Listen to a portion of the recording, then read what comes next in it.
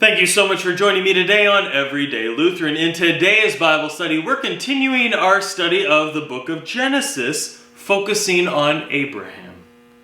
In Genesis 11, verses 27 to Genesis 22, verse 1. Now, spoiler alert, in today's Bible study, we will continue in stories that you may know, but lessons that were not shared with you. So continue at your own growth and your own understanding. I want you to first go back to this image to bear witness to where it is we're talking about. Focus directly over here at the bottom right-hand corner where we see the possible location of Eden. Just to your left of it is a city called U-R. That's where this next piece of Genesis will continue. It is this area that I want you to be more familiar with. Now, as we look at Genesis as a whole, we really may see this more as a family thing. We hear of Abram and Sarai, Nahor and Milcah, and Lot.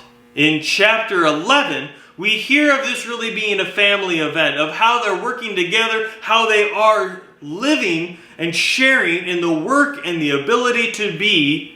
But in chapter 12, Abram is called by God. Abram is chosen to be a father of a nation of many. All of this took place after his own father died in Haran. But they do not stay in Ur. They go from the city of Ur on a long journey to a promised land where they do not know where. Abram takes his wife, Sarai, and his brother Lot, along with all of their possessions, their herds, everything that they have. And they go on this journey together. Abram passed through the land to the place at Shechem, to the oak of Moreh, to the oak of Moreh. At the time the Canaanites were in the land. Then the Lord appeared to Abram and said, "To your offspring I will give you this land." I want you to stop and think about our previous studies. The Canaanites had a father, Ham, who was cursed by Noah. And they were living in this land that was now just promised to Abram and his offspring. So Abram built an altar to the Lord there, who had appeared to him. And from there he moved on to the hill country on the east of Bethel and pitched his tent, with Bethel on the west and Ai to the east. And there he built an altar of the Lord and invoked the name of the Lord. And Abram journeyed on by the stages toward the Negeb. This is from Genesis 12, 6 through 9.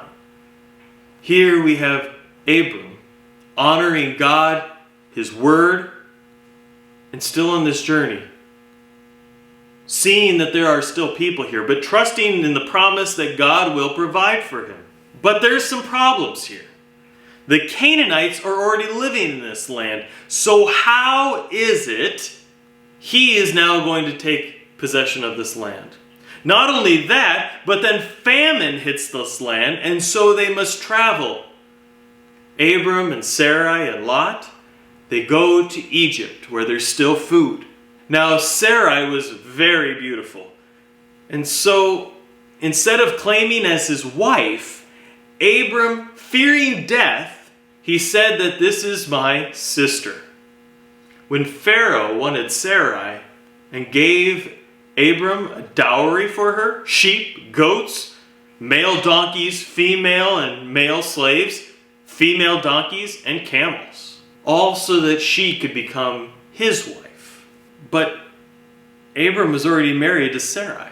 How could he give her in marriage and take this dowry? God was not pleased with this, sending plagues upon the house of Pharaoh, the king of Egypt. Realizes what Abram has done and sends them all away with the dowry. So everything that they had been given, everything that they had done, the king of Egypt, Pharaoh, gives him and simply says, "I don't want nothing to do with you, get out." Now, Abram and Lot had enough to support themselves. Lot and Abram, though, part ways. so that they do not have strife, so that there's not an intermixing of their herds, and there's a clear understanding of this is yours, this is mine, let's not argue or fight about it. Lot goes to the plains of Jordan, and Abram to the hill country. Yet they stay connected, because they're still family, and there's still those other people in the land as well. And so when those other nations, when those other people begin fighting, war among the kings breaks out. 5 kings against 4 kings. And that's important to note, that as you find yourselves in the middle of strife of war, what happens? Well, Lot gets caught and was taken as a slave. Abram hears about this, gathers trained men, people who were art or skillful in battle, 318 of them, and leads them on a raid to rescue Lot. 318 men against an army. Not just one army, but an army of 5 or 4 kings against 318. So they had to be strategic. They had to be mindful of what to do and how to do it. They led a night attack. In the midst of darkness, while people were asleep, they went into the camp. They rescued Lot, taking all the possessions and getting away. I want you to stop and think about that for a moment. 318 men going into the encampment of an army who is prepared for war and already in the midst of war, so they're on heightened alert. And they move all their possessions out. Think about that. Have you ever tried to move a donkey quietly? Good luck. After the battle, Abram sits down with the king of Sodom and King Melchizedek of Salem. As they sit down and talk about the war, Abram says, I don't want any spoils of war. Now, King Melchizedek is very important, as he is also the high priest of God. Salem, where Melchizedek reigns, is thought to be modern-day Jerusalem. These are important things to note. That in the midst of this promised land, in the midst of it all, Abram is developing relationships with the people that are already there. People of God, people of faith. In Genesis 15, the promise of God that Abram will have many descendants. Wait, how? When? Currently, Abram has no heir but Eliezer of Damascus, who is a slave. Now, Abram believed God's word, but how? Abram trusts God, and he offers God a sacrifice. In Genesis 15, 13 through 16, know this for certain, that your offspring shall be aliens in a land that is not theirs, and shall be slaves there, and they shall be oppressed for 400 years. But I will bring judgment on the nation that they serve, and afterwards they shall come out with great possessions. As for yourself, you shall go to your ancestors in peace. You shall be buried in a good old age, and they shall come back here in the 4th generation, for the iniquity of the Amorites is not yet complete. God speaks of the future and what will happen to these descendants. He speaks that they will go to a foreign land and be slaves there for 400 years, and what it is shall take place there. God knows what transgressions and tribulations these people will endure, but from it they shall receive great possessions and will return to this land. In Genesis 15, 17 through 21, when the sun had gone down and it was dark, a smoking fire pot and a flaming torch passed between these pieces of the sacrifice. On that day, the Lord made a covenant with Abram, saying, to your descendants I give this land, from the river of Egypt to the great river, to the river Euphrates, the land of the Kerites, the Kezanites, Commodians, the Hittites, the Perizzites, the Rephaim, the Amorites, the Canaanites, the Girgashites, and the Jebusites. In Genesis 16, we hear of the birth of the very first son of Abram. But it's not with Sarah. Sarah gives her handmaiden, Hagar, an Egyptian slave woman, to Abram to have a child. Hagar conceives a child, and Sarah is jealous. Wouldn't you be? Your husband has a child with another woman. A child of great promise, a child who will be the father of many nations. While Abram is caught in the middle, it is in this dispute, in this anger, in this jealousy, that Sarah wants Abram to get rid of Hagar and her son Ishmael.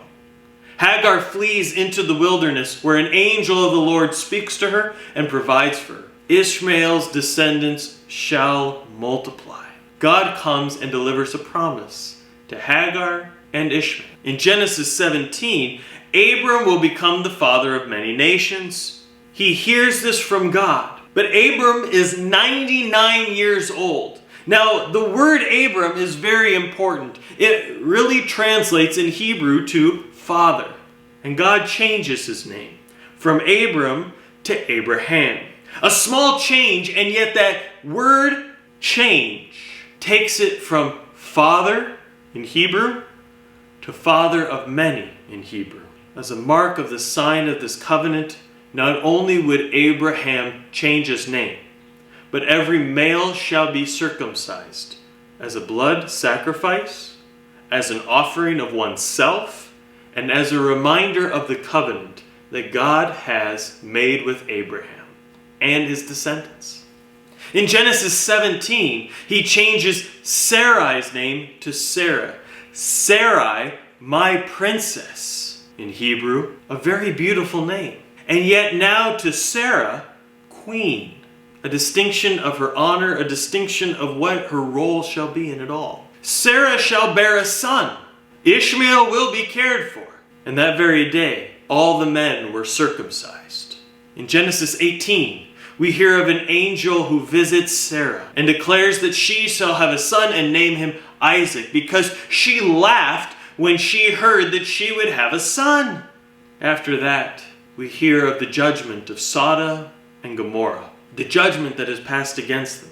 Even as Abraham bargains with God for fewer righteous people among Sodom and Gomorrah, to save them all, the angels only find Lot and his family, who are righteous enough to be saved. Fire from heaven rains down upon the cities and they are destroyed, along with the people inside. History has a way of repeating itself. Once again, Abraham claims Sarah to be his sister, and King Abimelech learns as he wants to be with Sarah, to make Sarah his wife. And yet he receives a vision from God about Sarah, giving animals and slaves to make things right with Abraham. For he had already taken Sarah to be his wife. And in order to get Sarah and Abraham out of his kingdom and to return to good graces and right relationship with God and them, he gives them slaves and animals and sends them on their way. In Genesis 21, Isaac is born to Sarah. Ishmael and Hagar are still among the family, and they are sent away out into the wilderness. Abraham makes a covenant, though, with Abimelech, that they would have relationships, that they would have a strong connection with their kingdom and his power and righteousness with God. Abraham lives among the Philistines, then as an alien in this land. But when will it be his? When will this promise be fulfilled? Join us next time as we continue our study in Genesis. If you like today's Bible study, I invite you to please subscribe to the channel. It's free and you will be notified every single time I upload a new video. Also, don't forget to like and share this video with others.